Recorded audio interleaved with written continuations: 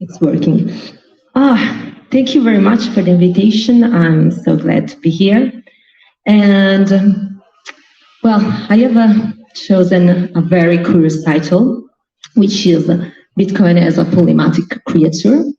But before starting digging into the title, I will explain briefly what I mean with this title. The presentation will be about how to learn about Bitcoin. So it's a sort of a meta presentation, and how learning about Bitcoin can really empower us, because it strengthens our knowledge about ourselves and the world.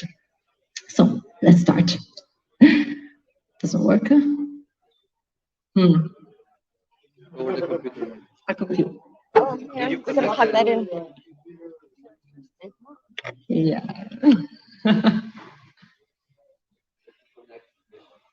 Right.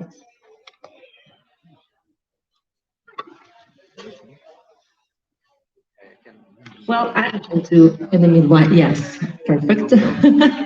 So the first slide is about me, and I have written that this is the most difficult slide because I don't have a job title, I don't work for a company, but I do a lot of stuff, and I think plenty of you can relate to that.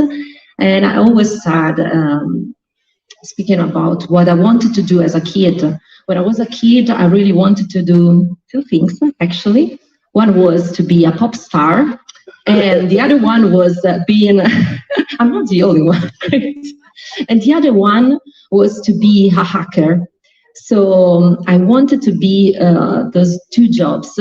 Those are usually jobs that you do during the night, but I didn't care what I wanted to do during the day. But actually, my life has brought me kind of near to both of these crazy ideas.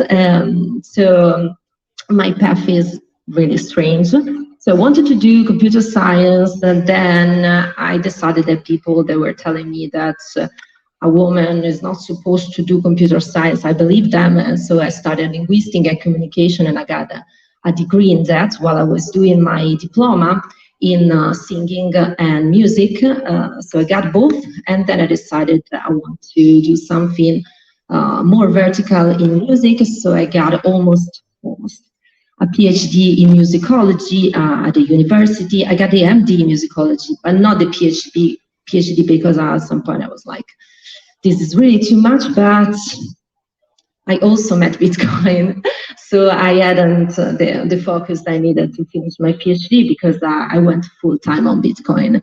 And where I am currently, actually, I got two wonderful kids. One was born last year, and I wasn't here last year because my kid was born and during last summer, and I work for some Bitcoin project. I am a vocal coach. I still teach people how to sing. And in the recent years, I got completely obsessed by the topic I'm going to present here, which is polymathic. I think I'm going to need some, 𝐓𝐿𝐴𝐽𝐿, can you, I will use 𝐓𝐿𝐴𝐽𝐿 for that, because there are a lot of clicks to do. It was ready for that. So today we are going to talk about why Bitcoin, understanding Bitcoin is so hard. So I have a bad news. Of course, it takes a lot of time, effort, and flexibility, and I'm telling you anything new. But there is also good news. Experts in fiat disciplines are not better equipped than us. So everybody is in the same boat with Bitcoin.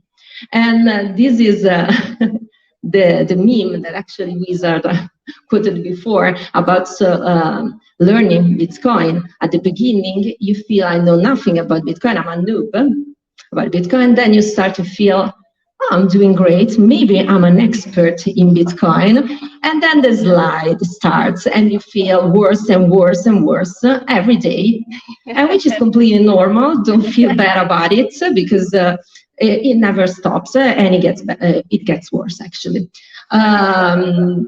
So I still try to teach people about Bitcoin, and what I've learned about teaching and learning Bitcoin is that it is something that also Wouter talked about earlier, is that in understanding Bitcoin, you need to, in teaching Bitcoin actually, you need to repeat the same concept over and over again.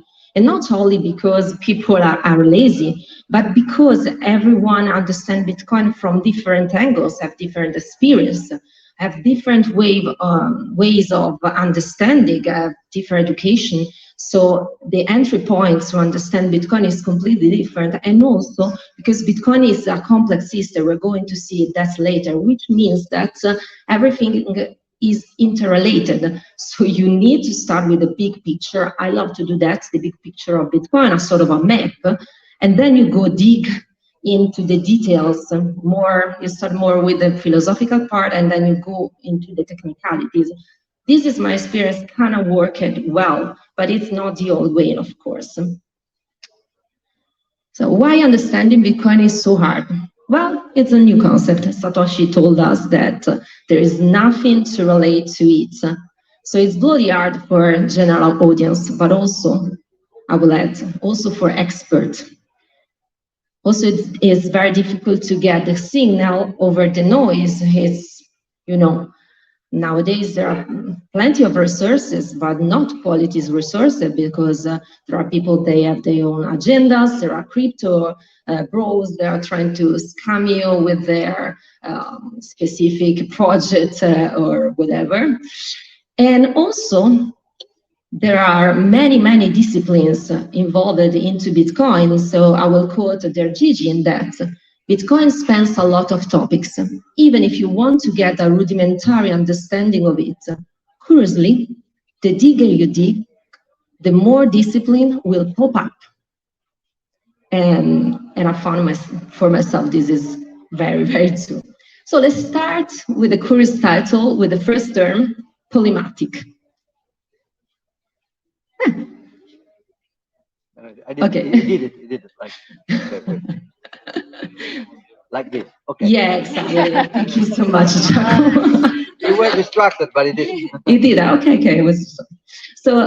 This was a poll that recently went in on Twitter, on X, whatever it is called now, and I was really surprised. I wasn't surprised by the answer.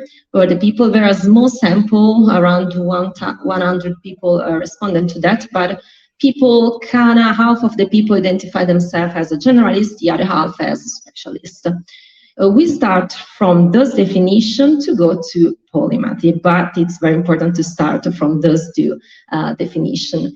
And the first one is a specialist. I don't think that many of you will think, oh, I don't need many explanation about the specialism, but actually, when I started to study that, I learned so many things I didn't know for sure.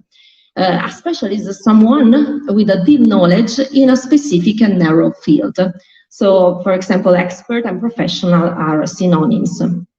When we talk about a specialist, we talk about a person that had a sort of a depth of knowledge.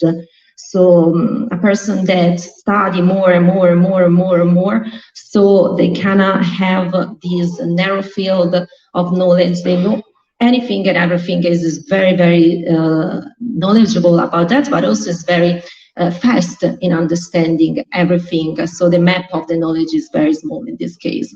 In the narrow field, we can define it as a discipline, all right? And a discipline, what really surprised me, a discipline is a very kind of new concept. It has been around only for the last 2 centuries. I don't have the time to go in that, but it really surprised me, because I was like all the recent, during the at least 1,000 of years, we have the discipline. Is something we are so used, we don't even question about the discipline. But actually, as we know them, they've been around for only 2 centuries. From the moment when, I would say, during the 19th century, when people understood that overload of information was too much, and they needed some structure, they needed taxonomies, they needed to kind of simplify the knowledge, which is a great thing. But at the same time, this specialization created things just like a credential, peer-to-peer system, common language that increasingly created a situation where they established the boundaries from they keep off the outsider from the insider. So they created the situation where you can get a diploma, you can get a credential, and you can only participate in those professions only if you are an expert and you have this credential. Otherwise, and you have seen this, especially during the last decades and years, if you're not an expert, you're not even supposed to talk about the topic. You're completely out because you're not an expert, right? So the pro is the taxonomy and order of knowledge, and the con, I don't have to go in deep with that, but actually it's full of appeal to authority. Experts are kind of terrible at prediction, especially long term, and create a serious culture where people cannot enter into this field, and it's very dangerous for knowledge. On the other hand, we have the generalist. I also discovered that generalism is not even a word in English. It is in Italian, for example. But it talks about a person who has this very wide type of knowledge and know plenty of many topics, but not in a vertical way, but in a more horizontal way. So he knows something about that, and has a sort of a scattered type of knowledge. So yes, if for a generalist we talk about depth, for a generalist we talk about breadth of knowledge. And it's often associated, and these happen in almost all languages, with negative terms. In English we have jack of all trades, but master of none, because if you master many things, you're not good at all of them. Layman, dilettante. There is also in Italian tuttologo, maestro di tutto, esperto in niente, but the majority of languages has a sort of a term for this. But more recently, there are more neutral positive terms, just like multipotentialite, multidisciplinary, multi-passionate, and so on, so on.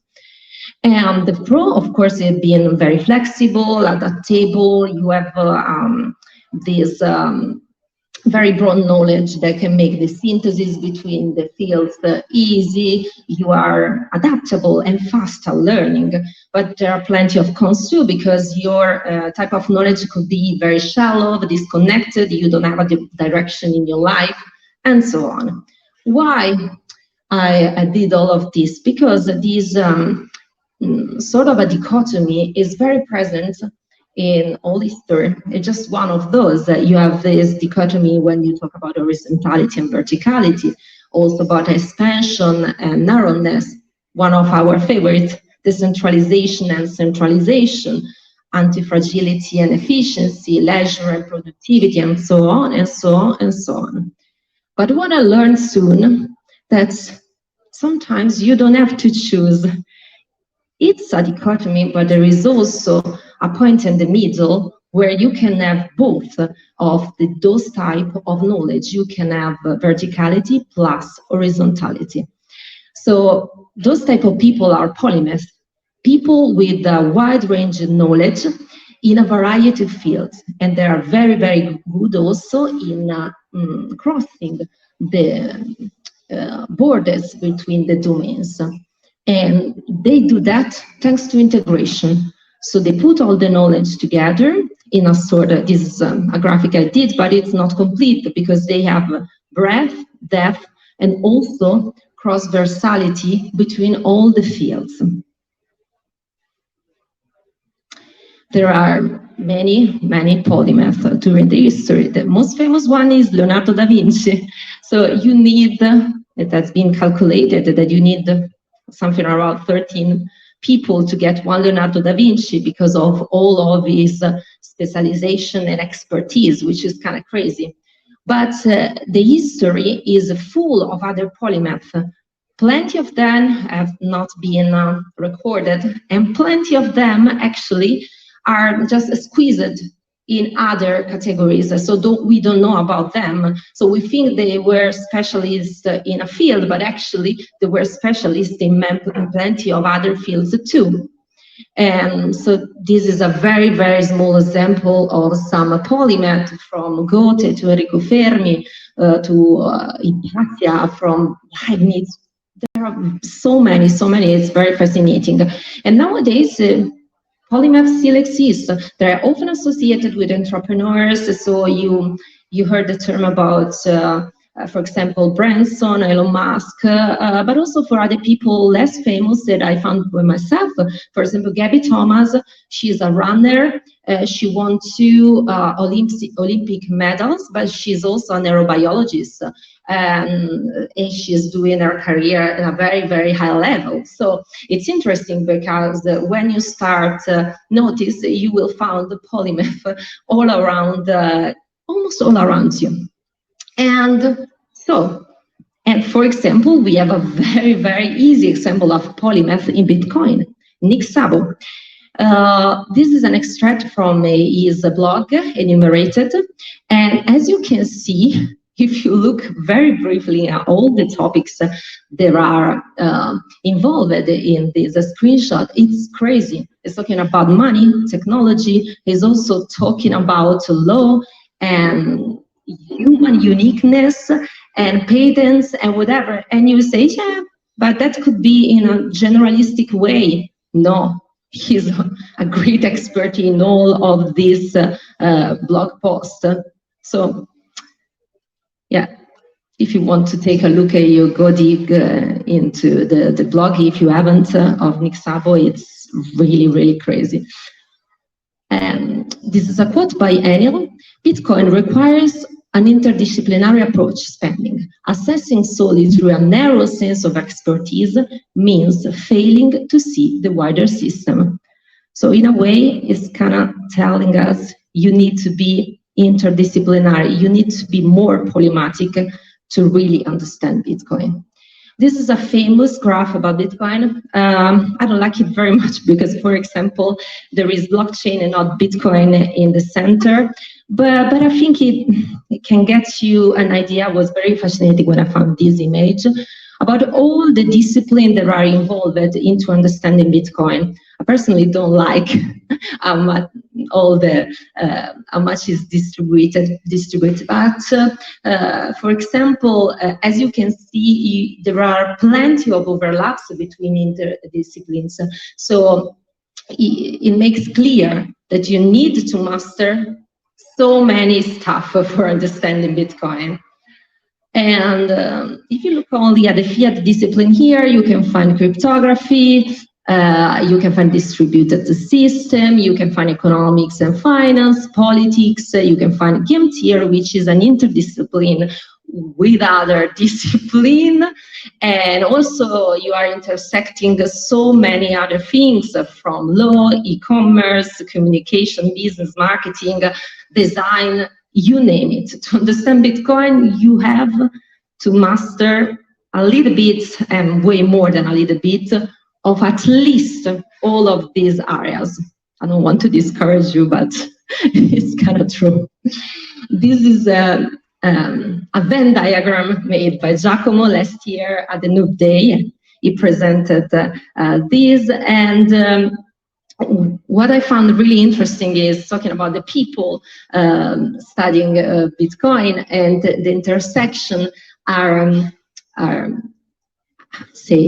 it really showed that only the people at the center of the Venn diagram really get Bitcoin, because otherwise there is always a sort of a flow. Because if you are an engineer, so you come from the tech side, and you don't understand all the economical implication of Bitcoin, you're going to be so focused on the tech of Bitcoin that you think that Bitcoin is not that innovative, and you want to improve Bitcoin all the time. You get focused on that and not on scarcity, for example. If you are not an idealist and you don't think about how powerful Bitcoin is for human rights all over the globe, you're only focused on the code or maybe on speculation. But at the same time, if you're only focused on your idealism, you're going to lose some part. For example, you're going to lose the trade-off, the technical trade-offs, and you want to change Bitcoin to make it more fair or whatever. Or if you're a startupper, you want to change Bitcoin because you want Bitcoin more neutral, and you don't understand there are plenty of other implications and trade-off. So ideally, you want to be at the center of this Venn diagram and to understand a little bit of every angle, not to do some easy mistake to do in understanding Bitcoin. And my personal path in understanding Bitcoin has been that around 2013, 𝐓𝐞𝐿 told me about Bitcoin the first time, and I understood something. And I was like, I was doing my PhD at the time.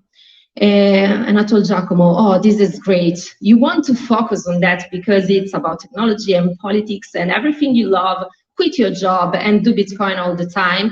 And then I remember, just like it was now, and I told him that, and then I started typing on my computer and do my stuff, and I almost forgot about Bitcoin because it was 𝐓𝐿's stuff. Do that, it's interesting, let's move on with my life. But Bitcoin came back 2 years later while I was doing my PhD research in New York. I met some people, idealists, and I was like, oh my God, this is so interesting. This is history in the making. Now I am the one who wants to quit everything and to focus all the time on Bitcoin. And I did it. At first, I spent all my day 24 hours. I didn't sleep. I didn't have the kids. And I always say that I sleep more now that I have kids than during those years, because I wanted to keep up all the technical part of Bitcoin, spend all my time in learning stuff. And I was really fascinated with that, but soon I understood that it wasn't enough. So I started with the financial and economical parts. It took me more time to understand a little bit of that part because I wasn't so passionate at the beginning, but then I found passion in that too. And all the overlaps, all the things. And I have to say, I never recovered from that point. I'm still studying Bitcoin. I am a person that tends to be very annoyed by the things because I want to study something else. But with Bitcoin, after so many years, I feel that I need to study. I want to study even more every day. And so, coming back to the title, we now have to understand what I meant with creature. Thank you, 𝐓𝐿. And what I mean with creature is Bitcoin is a sort of our organism, is actually a complex and dynamic system. So let's start with the complex. I think pretty much many of you are familiar with the term complex system, but I wanted to do a brief overview of a complex system for other people. Complex comes from the Latin plexus, which means interweaved, just a sort of a warp. Is a system where all the variables are linked together. You cannot understand the system taking one point without an interconnection with all the other points.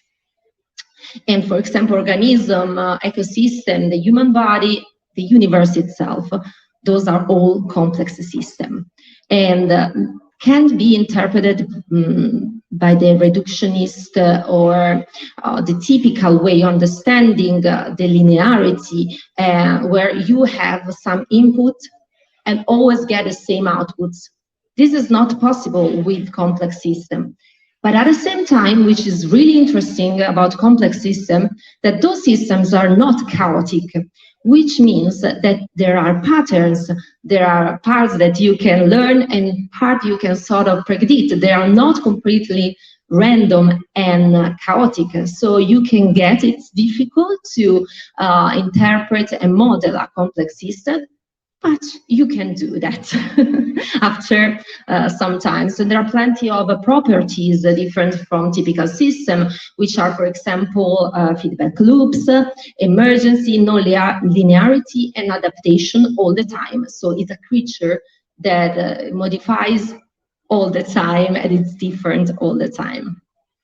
So if you approach Bitcoin in a disciplinary way, the first one, you get stuck in that discipline. Not a good idea. If you also try to understand one discipline and intersection between discipline, you get a little bit more. Also, you can have a path, just like the multidisciplinary path.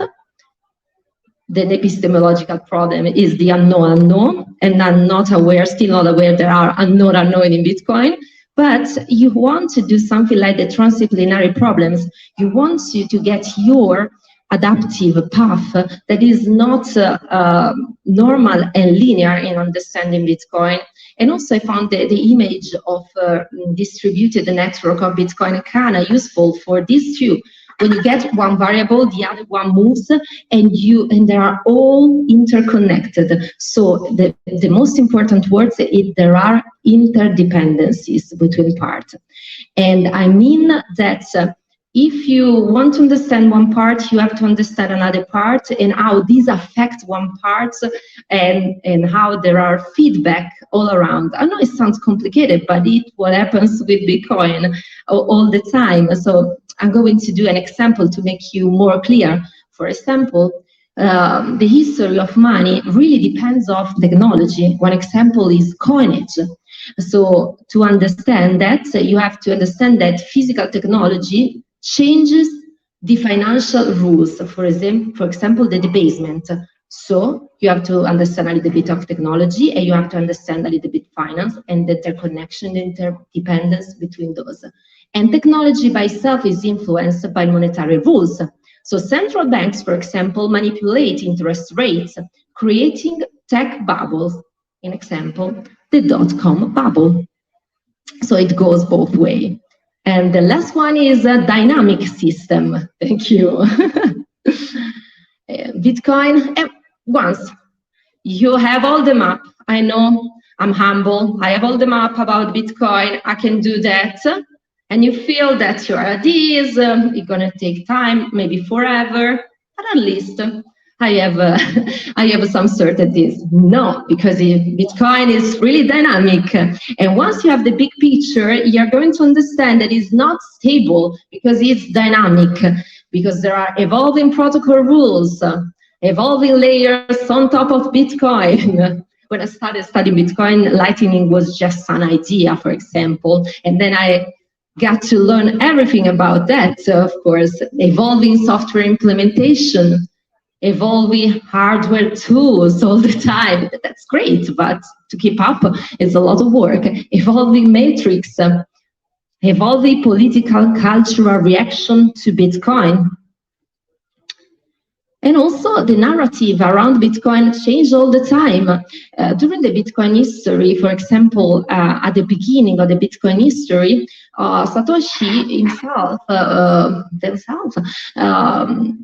told us they didn't want to, the WikiLeaks adopting Bitcoin, it was too early because that idealistic part was kind of too early to do that.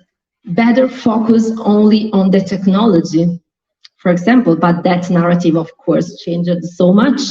Or another one, in the early days, the fight between engineers and idealists. There are plenty of devs that wanted Bitcoin to stay very natural once again, but plenty of idealists that, for example, Andreas Antonopoulos and John Matonis, they were telling the devs, come on, we should use this powerful tool in other ways. Let's do that together. It's too soon, not do that, it's going to scare people, and so on and so on. And one which is very present and recent, people fighting about the privacy versus scarcity debates.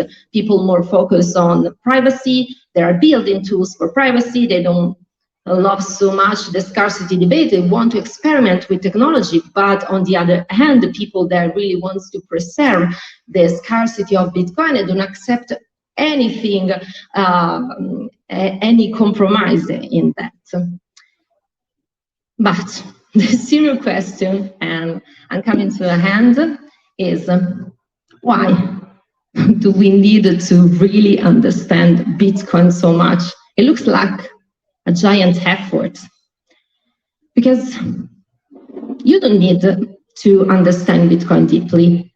Probably in the future, you're going to only use Bitcoin just like you're using the internet right now. You don't have to know anything about TCP/IP to use the internet. But there are at least two reasons why I will argue that understanding Bitcoin is such a great opportunity. The first one, that it's really still necessary because it's an early ecosystem. There are plenty of possible scams all around, and the better OPSEC practices you want to experiment and to understand by yourself. And this is still necessary, but it won't be necessary in the future. The second one is still possible. The history of Bitcoin is kind of short, so we still can contain in our mind everything. So the second reason is that it's possible, but tomorrow it won't be possible just like now. And the third reason, for me personally, the most important, is Bitcoin can be an excuse to become more polymathic as a person, as individuals. There is a very interesting study that I found by Garcia-Vega and Walsh in neuroscience some years ago that seems to confirm that the human brain is capable of polymathic. But polymathic, most of the time, is curtailed by our education and our expectation. Most of the people don't know about polymathic or assume that it's only for genius, but we can have a lot of polymathic traits by ourselves in our life.